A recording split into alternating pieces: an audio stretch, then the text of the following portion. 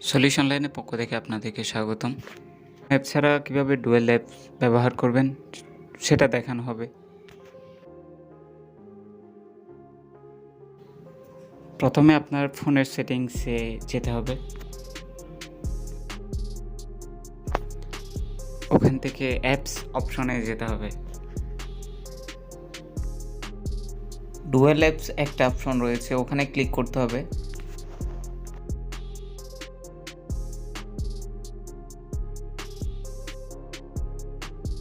আপনার যে অ্যাপসের ডুয়েল অ্যাপস প্রয়োজন সেই অপশনে ক্লিক করে আপনি জাস্ট টিক মার্কটা ওপেন করে দিবেন।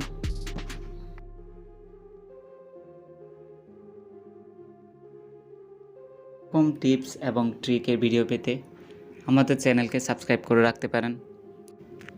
সবসময় এরকম আপডেট থাকতে সাবস্ক্রাইবের পাশে বেল আইকনটি প্রেস করে রাখতে পারেন।